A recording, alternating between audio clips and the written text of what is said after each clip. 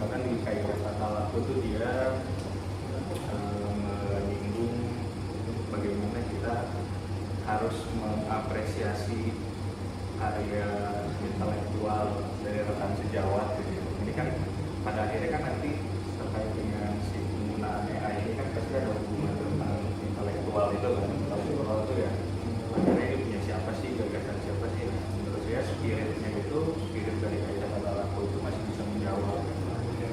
Contoh lain misalkan apa ya, terkait dengan hubungan arsitek dengan klien ya, di kaidah tata laku itu kan kita harus menjaga istilahnya menjaga privasi gitu ya, menjaga integritas apapun data yang diberikan dari klien itu, kita sebagai arsitek harus menjaga itu dengan baik gitu. Jadi nah kalau kita kaitkan dengan sekarang sistem digital, ada isu-isu terkait dengan keamanan cyber atau lain sebagainya, atau data-data yang mudah diakses gitu. Nah itu di kaidah tata laku itu sebetulnya masih bisa membentengi kita sebagai arsitek untuk dengan bijak mengolah data yang kita bisa akses dengan mudah, khususnya data-data terkait klien gitu ya. Nah itu masih relevan sebetulnya.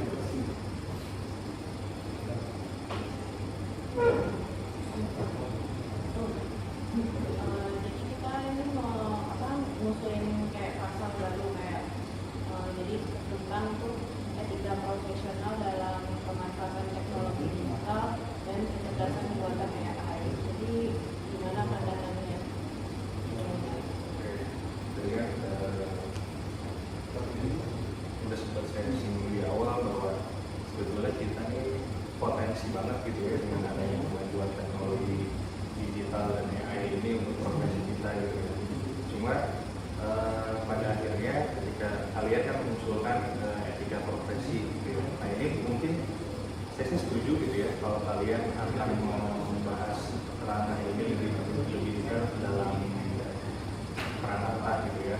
Tapi mungkin yang kalian perlu tahu tadi hierarkinya kira-kira aturan kalian ini bisa di-level mana sih gitu ya, apakah di kaidah tata laku gitu, apakah di kode etik, atau mungkin kalian memberikan usulan untuk peraturan perundang-undangan lain misalnya gitu. Contohnya kan kalau di AI ini ya, saya ambil salah satu contoh, kalau karya gambar kan udah gitu ya, ada nama arsiteknya siapa, tanda tangan, nah itu hak kekayaan intelektual bisa menjadi bagian dari arsitek. Tapi ketika di era AI ini tadi ya, yang arsitek bukan sebagai penghasil gambar, tapi katakanlah dia bikin prompt atau dia bikin algoritma untuk desain tertentu. Nah itu yang harus diatur gitu ya. Jadi sejauh mana prompt yang dibikin oleh seorang arsitek ini pada akhirnya bisa diakui kekayaan intelektualnya menjadi milik dia gitu ya. Nah terus apakah nanti mekanismenya seperti apa dalam sebuah algoritma, mungkin perlu ada banyak hal yang teknis diatur, misalkan pada bagian tertentu dari algoritmanya atau dari prompt-nya wajib mencantumkan nama arsiteknya gitu ya, atau nanti bisa diatur si prompt-nya ini udah pernah dipakai sama orang atau belum sih, algoritmanya udah pernah dipakai sama orang atau belum, bisa diatur secara lebih detail mengenai mekanisme tracking plagiarismenya sejauh mana. Jadi pendekatannya lebih ke arah itu sih kalau kalian mungkin peranata terkait dengan penggunaan AI gitu ya.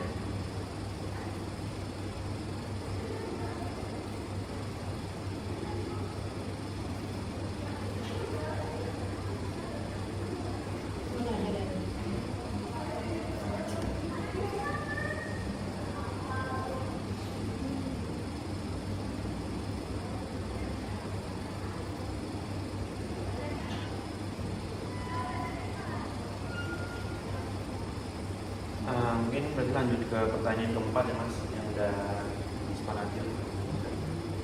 Menurut Mas, dampaknya itu apa sih Mas jika pasal yang tadi itu benar-benar ditambahkan terhadap praktik profesional arsitek, baik secara positif ataupun secara tantangan secara perancangannya itu kayak gimana? Ya mungkin tadi ya, kalau secara positif gitu ya, kita udah punya potensi dengan adanya tools digital ini bisa enhance daya kreativitas seorang arsitek gitu ya, ditambah dengan adanya support secara legal gitu ya, secara norma itu diatur dalam kita berpraktek menggunakan teknologi tersebut, harusnya ya bisa jadi senjata supaya arsitek tetap bisa agile gitu ya di era yang harus teknologi. Cuma mungkin yang jadi tantangannya gitu, semakin maju teknologi informasi, artinya sekat antar disiplin itu udah semakin tipis gitu ya.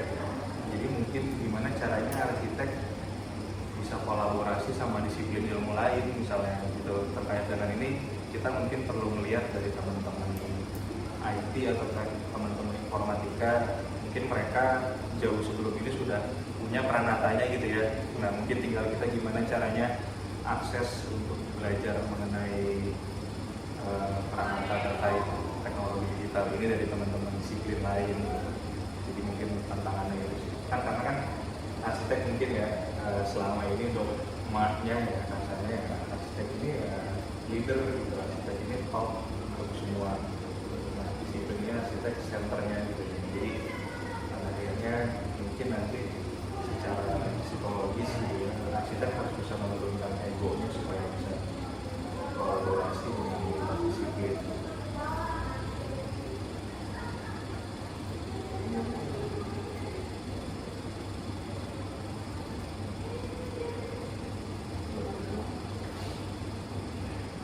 Berarti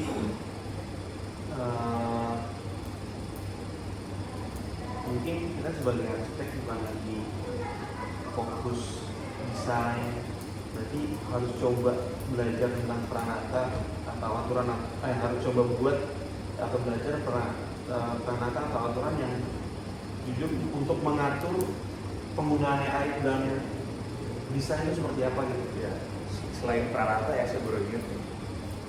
Jadi salah satu yang harus dikuasain sama arsitek gitu ya, kalau mau menggunakan teknologi komputasi gitu ya, arsitek juga harus paham. Jadi kan arsitek ini kan sebelumnya kita intuitif gitu ya, polanya itu intuitif, kreatif gitu kan. Tapi mekanisme dari komputasi atau digital atau AI itu beda gitu.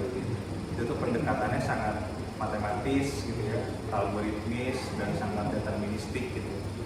Jadi istilahnya arsitek yang sebelumnya banyak pakai otak kanan sekarang harus mengasah otak kirinya gitu, untuk bisa menggunakan mekanisme si digital komputasi ini dalam proses perancangan gitu.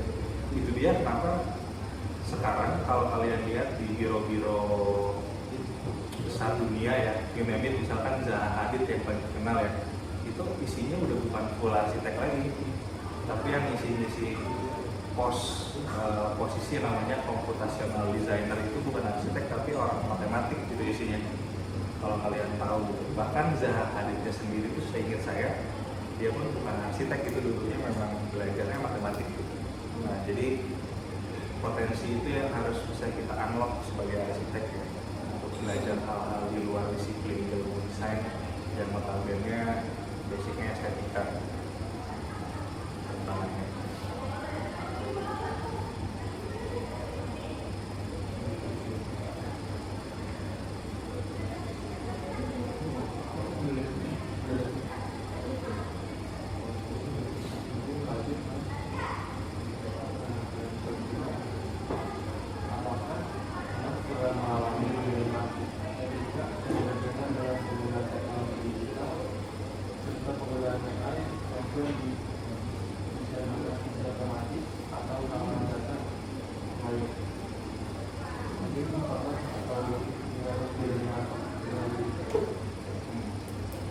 Ya sebetulnya terkait digital ya,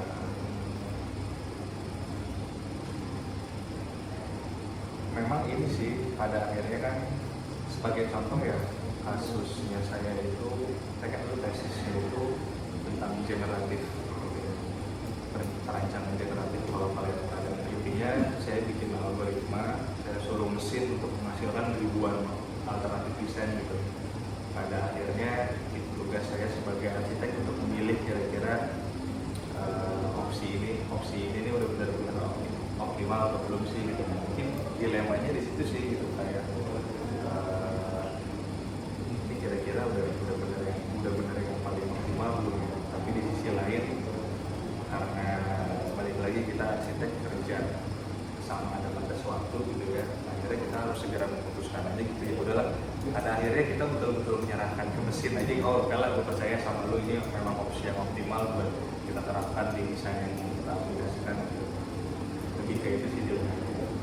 Ya mungkin balik lagi ke ego arsitek gitu ya, ini bukan full hasil gambar gue tapi nyuruh mesin akhirnya, tapi kita mempercayakan penuh hasil desainnya ke mesin. Menurut Mas Bima sendiri, arsitek muda saat ini itu memahami secara pentingnya etika profesi, terutama yang berkaitan dengan penggunaan teknologi dan data digital. Tapi kalau menurut pengalaman saya ya, contoh kecil dalam media digital misalnya, saya sering lihat teman muda kalau menyajikan presentasi lah ya, yang paling simpel kan biasa tahap early stage atau perencanaan kan biasanya kita mengajukan beberapa gambar studi kasus misalnya, beberapa gambar presiden desain. Nah jarang, nggak banyak teman-teman arsitek muda itu yang dia mencantumkan kredit gitu loh dari hal-hal seperti itu. Yang umumnya kita temui di praktek itu seperti itu, hal-hal kecil seperti kredit. Ini misalkan ada gambar siapa yang ditampilin, harusnya kan cantumin kreditnya arsiteknya siapa, dibuat tahun berapa gitu ya. Nah harusnya balik lagi tadi, kalau kita pada akhirnya membuat sebuah prompt desain gitu kan, kita harusnya yang apa-apa kita scan aja gitu, memang ini berdasarkan AI gitu ya, berdasarkan ide dari mana. Nah itu menurut saya yang masih ada kekurangan dari teman-teman yang notabene lebih mudah terkait dengan kredit gitu ya. Kesadaran akan kekayaan intelektual yang dimiliki orang itu.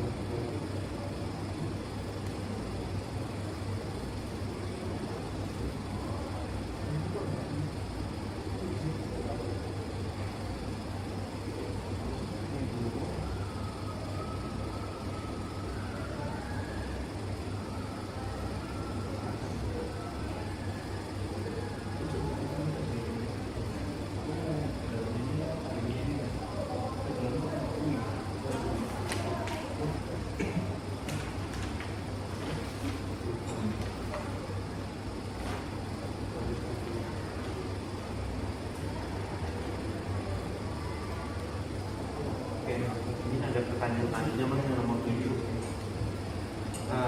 Harapannya Mas terhadap generasi arsitek muda dalam memahami, menanggapi, dan menerapkan etika profesional di tengah tren digitalisasi yang berkembang pesat saat ini itu apa dari Mas? Itu tadi kan mungkin ada hubungannya sama yang nomor 6 ya. Jadi dalam profesi arsitek itu kan kata kuncinya karya ya, karya dan kreativitas, intelektual dari seorang yang menghasilkan sebuah karya gitu. Nah, jadi yang jadi penting di era digital sekarang yaitu sebagai gimana kita bisa menghargai itu gitu ya, dalam memagari atau dalam membatasi diri kita menggunakan teknologi digital gitu. Etikanya adalah bagaimana kita menghargai karya yang jadi inspirasi kita, karena kan ya nggak dikit gitu ya yang ngaku-ngaku itu di sosial media padahal itu bukan karyanya dia gitu. Itu sebetulnya dari dulu pun isunya selalu itu sih, cuma karena sekarang digital jadi teramplifikasi aja gitu. Makin banyak melihat hal seperti itu.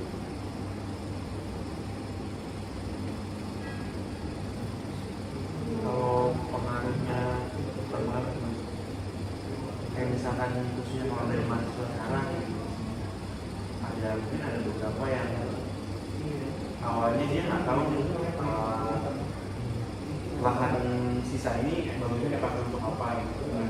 Mungkin dicari presidennya mungkin belum dapat, akhirnya dimasukin AI untuk jadi presiden. Apakah kalau misalkan kayak gitu termasuk cara kita bicara arsitek muda atau calon arsitek muda, menurut Mas bagus atau nggak Mas? Gak apa-apa sih. Menurut saya kan memang tadi ya, salah satu cara untuk menjawab persoalan desain yang mungkin sekarang semakin rumit, salah satunya dengan itu. Menurut saya nggak apa-apa gitu, tapi pada akhirnya ya kita state aja gitu ya. Jadi ketika disampaikan ya berdasarkan tools yang saya gunakan, saya menggunakan generatif AI ini, saya masukkan prompt yang kira-kira idenya demikian, ada nih muncul feedback dari si AI itu menghasilkan desain seperti ini gitu ya, atau cara mengolah lahan seperti ini gitu ya, nggak apa-apa disampaikan aja gitu. Ini kan itu. Tapi balik lagi si arsitek ini pada akhirnya harus memberikan feedback kan. Kita melihat nih hasil rekomendasi dari mesin udah sesuai kaidah desain yang kita tahu belum ya secara keilmuan. Jadi peran critical thinking sebagai arsitek pada akhirnya jadi yang paling penting nih untuk menggunakan teknologi digital ini dalam perencanaan. Itu yang mungkin belum bisa dipakai, belum bisa dihasilkan oleh mesin, atau seenggaknya oleh orang lain yang menggunakan mesin tapi bukan arsitek, gitulah kira-kira gitu.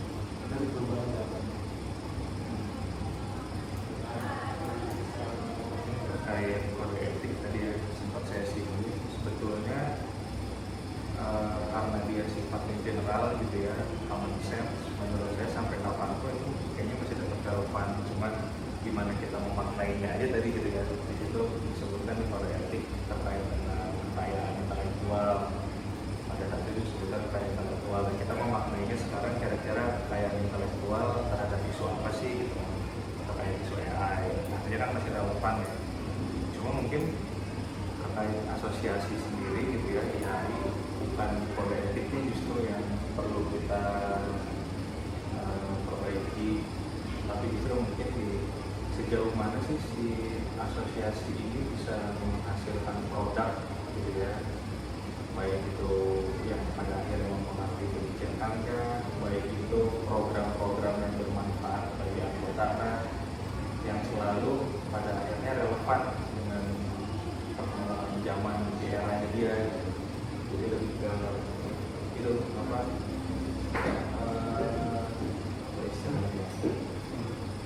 power dari si AI nya harus bisa muncul pada hal tersebut gitu ya, baik produk kebijakan atau dalam program kerja untuk anggota.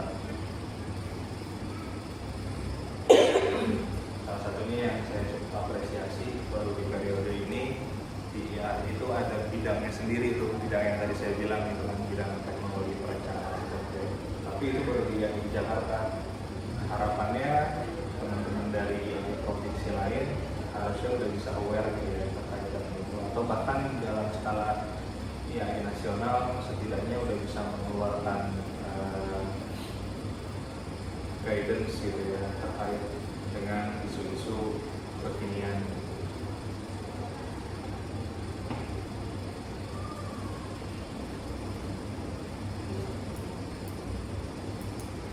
Mungkin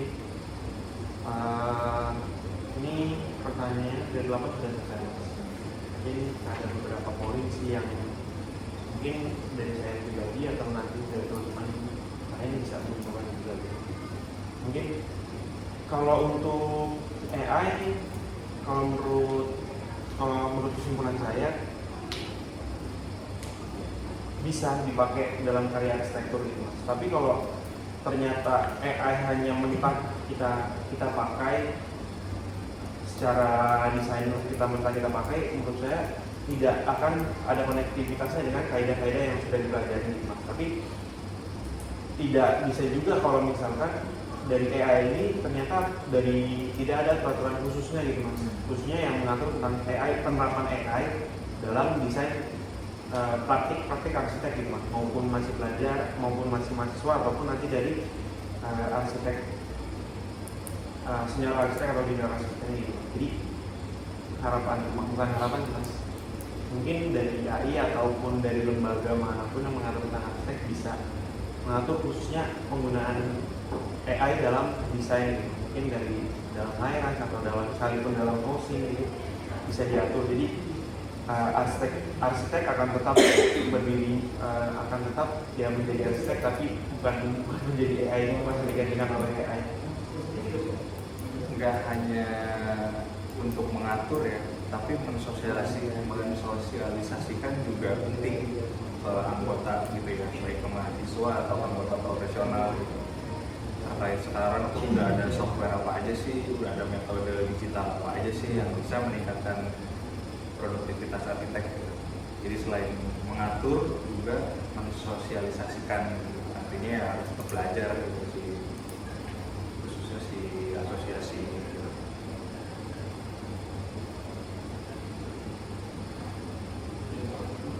Kan namanya zaman pasti bakal bergeser. Saya ini ya tambahan juga gitu, insight yang saya dapat dari ada senior saya di UI gitu. Dia bilang ini dengan adanya, kan dulu kan terkait etika banyaknya kita bahas soal lingkungan ya, akhirnya kan dari tahun berapa tuh 90-an akhir sampai sekarang yang digaung-gaungkan itu kan green building gitu ya. Cuma dalam risetnya dia gitu ya, dengan penggunaan teknologi AI, pada akhirnya seiring tambahnya waktu, arsitektur itu akan dimaknai lebih luas daripada sekedar entitas konstruksi terbangun dan tidak terbangun gitu. Kita membayangin nanti di masa mendatang pada akhirnya udah nggak boleh lagi ada yang namanya pembangunan di kota-kota di semua dunia gitu ya.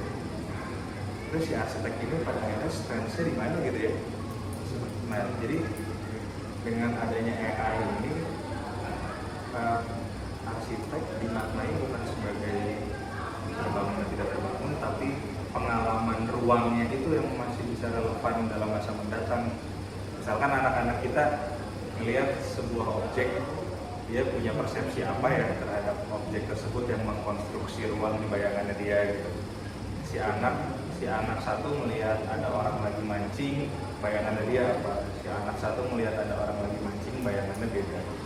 Nah, si teknologi AI ini kan pada akhirnya bisa dimanfaatkan gitu loh. Jadi kita pengalaman arsitektur bukan lagi pengalaman fisik terbangun, tapi ya pengalaman apa yang ada di bayangan kita gitu. Salah satunya kan sekarang ada contohnya teknologi VR gitu ya, AR gitu. Jadi seseorang dengan intensi tertentu melihat arsitektur melalui teknologi digital sesuai dengan bayangan dia seperti ini. Balik lagi ke orang lain, kita bayangin dunianya udah hancur gitu ya, udah jenuh lah gitu fisik terbangunnya, tapi dengan adanya itu kan tetap arsitektur masih bisa dirasakan gitu ya, masih bisa dimaknain oleh semua orang. Nah itu bisa sampai ke sana ya, gitu teknologi digital tuh gitu kalau kita ngomongin relevansinya di dunia arsitektur. Jadinya pekerjaan arsitektur bisa menggantikan orang kayak kalau berdasarkan dari yang Mas bilang tadi, kalau ternyata di depan nanti bukan mikirnya bangun atau tidak terbangun, mungkin AI belum bisa merasakan gitu mas, kayak apa yang kita rasakan misalnya di depan tuh ada pintu, nah sebenarnya yang kita rasakan ini sebenarnya nanti keluarnya dari mana sih, apa dari mana itu, apa pintunya kita ubah, mungkin AI nggak bisa merasakan itu mas, tapi AI bisa membuat kemauan kita gitu, mungkin ya, kayak menurut kita kayaknya keluarnya enaknya lewat sana karena ada ini. Nah, AI itu mungkin jadi tools untuk membangun kemauan kita gitu sih. Kan AI itu kan dilatih dia kalau yang kalian pernah dengar kan mungkin ada trainingnya gitu ya, sebanyak apa dataset yang diajarin ke AI sampai akhirnya dia bisa menghasilkan mekanisme kognitif gitu ya, bisa memilih ini, bisa memutuskan ini. Nah, si arsip dalam konteks arsitektur gitu ya, lebih jauh nanti si arsitek ya tugasnya itu gitu, bikin set of rules, ini tuh harusnya ini tuh harusnya bolehnya gini, proporsi yang dimaksud estetika itu parameternya proporsi A, ketinggian lebar dan tinggi bangunan sekian, itu disebut estetik. Itu kan yang kita ajarin ke mesin kan gitu. Jadi si mesin berdasarkan input tersebut, yang mana inputnya yang tahu itu kayak si arsitek gitu. Jadi si mesin itu bisa menghasilkan gambaran visual, spasial sesuai dengan kaidah-kaidah arsitektur gitu. Jadi pergeseran. Pada akhirnya yang menghasilkan objeknya memang bukan arsitek gitu, memang mesin, tapi yang ngajarin si mesin ini loh arsitektur gitu, ini loh estetika, ini loh nyaman ya. Yang tahu kan ilmunya arsitek gitu. Kembali lagi ya, tipe arsitek yang tipe kedua berarti gitu. Arsitek sebagai penghasil objek yang menghasilkan objek, bukan arsitek sebagai penghasil objek.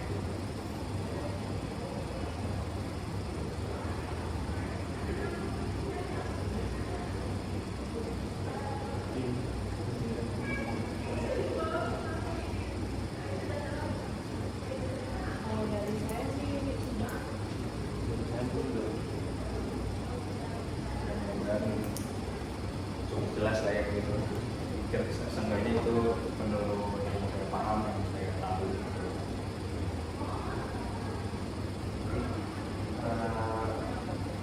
Mungkin sesi diskusinya sudah diselesaikan Mas, ada 8 pertanyaan tadi dan ada beberapa kesimpulan juga. Sebelumnya kami bertiga mengucapkan terima kasih dan menyempatkan waktunya Mas untuk berdiskusi kali ini. Mungkin nanti akan video ini izin di-share juga mungkin ke Mas Fajar sebagai pelaku dan juga Mas. Jadi Salah satu kelengkapan tugasnya Iya. video audio gitu ya. iya, nanti juga ada potongan. Mungkin sekian dan terima kasih banyak atas perhatiannya. Oke, sama-sama sukses ya. Tugasnya itu membantu. Terima kasih banyak Mas. Oke.